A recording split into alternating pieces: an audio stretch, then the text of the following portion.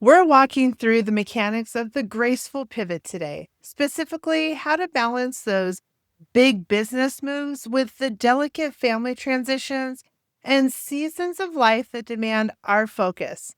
Stay with me until the end because I'm going to share one specific shift that turned my own struggle into grace. And it's the perspective on timing that most people miss when they try to change their lives. Understanding this shift is the difference between a transition that feels like a crash landing and one that feels like a gentle, intentional descent into a more beautiful chapter. Before we dive into the strategy, I want to offer you a quick win that you can use today to settle the noise of a busy season.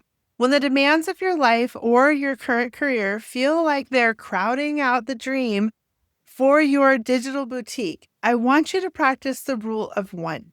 Choose just one digital asset to focus on for 15 minutes, not with the intent to finish it, but with the intent to touch it. This small act of presence keeps the momentum of your pivot alive without stealing your energy that you need for your family or for your rest. If you're new to Glimmer and Grace Co., welcome. I'm Michelle, and I'm here to help you navigate your graceful pivot toward a soft life of sophisticated simplicity while helping you build your quiet income through your digital boutique. Before we go any further, I've placed an anchor for you in the description box below. The Digital Boutique Content Planner, let it be your compass as we walk through the rest of this video, helping you map out a sustainable path that respects your time and your peace. Think of your pivot like this: an old car being restored in a quiet garage. You don't rush the engine work because you know the value of its craftsmanship and the longevity of the machine. A Gen X woman might be managing the care of a parent while simultaneously launching her boutique, and she feels the pressure to hustle, to make it happen before she loses her nerve. But the graceful pivot isn't about speed. It's about the intentional alignment of your business growth with the natural rhythm of your family's needs. We move forward in seasons, recognizing that some months are for planting deep roots in our digital assets, while other months are for simply being the anchor for our family needs. We are navigating a season of life that I like to call the Great Integration. For many of us, the pivot isn't a clean break from the past, but a beautiful blending of our responsibilities and our aspirations. Think of a master weaver at a loom. One thread represents the business moves that you're making, the digital boutique that you're building, and the other thread represents your family, the grandchildren arriving, the parents needing care, the home that requires your presence. If you pull too hard on the business thread, the fabric of your family life might bunch or tear. If you only focus on the family thread, the loom stays empty.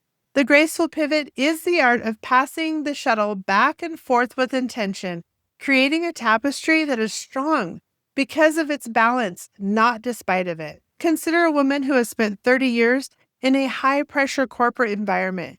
She decides to pivot into her digital boutique selling heirloom quality organizational planners for busy families.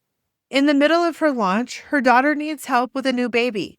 In the hustle world, this would be seen as a setback or a distraction. But in our circle, this is the work. She simply adjusts her digital asset lifecycle. She realizes that the video she's filming today about her planners will live on YouTube forever. It's an asset that works while she's holding that newborn. She understands that the pivot isn't about doing everything at once. It's about creating assets that have search engine grace, allowing them to be discovered by the right woman while she's fully present in her daughter's kitchen. To manage this, we use the 4-room framework. Imagine your boutique as a house with 4 rooms: awareness, lead generation, paid content, and relationship. On days when the family life is loud, you might only spend the time in the relationship room, sending a quick note, a heartfelt email to your circle. On days when the house is quiet, you might move into the paid content room to finish that course or a digital product. This framework allows you to see that your business is not one giant to-do list, but a series of spaces that you can step into based on your available energy. It removes the guilt of not doing it all because you recognize that as long as you're tending to one room, The house is still standing and the boutique is still open. This is where we lean into the perpetual discovery model. We don't just post on social media and hope that people see it before the algorithm buries it in its 24-hour cycle. Instead, we create a core asset like this video or a deep dive blog post, and then we apply the power of five.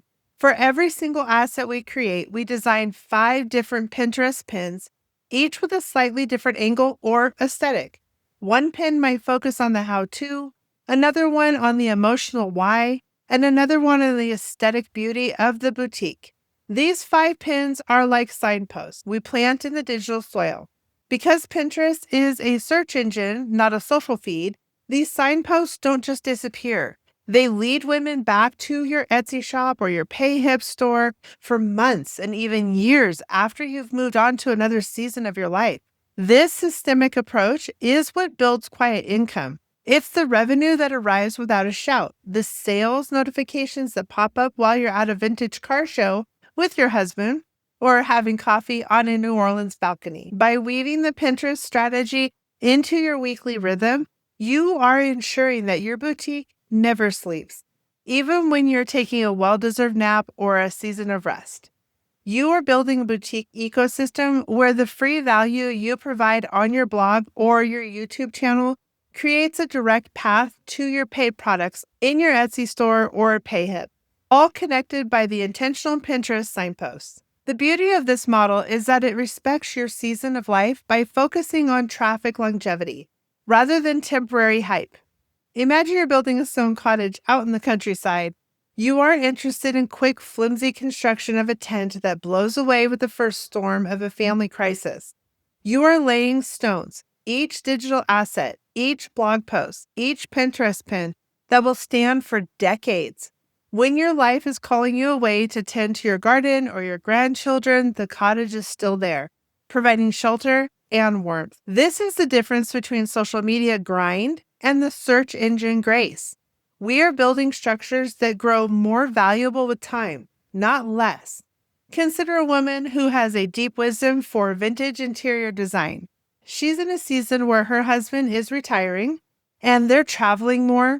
Instead of trying to post daily updates of her life, which feels like a chore and kind of invasive, she focuses on the digital asset lifecycle. She creates one high-quality guide on curating a 1950s kitchen and hosts it as a lead magnet. She links this to her digital boutique content planner. Even while she's at an old car show or exploring a new city, that guide is being discovered on Pinterest. Her pivot is graceful because her income isn't tied to her hourly presence. It's tied to the enduring value of that asset that she's already created.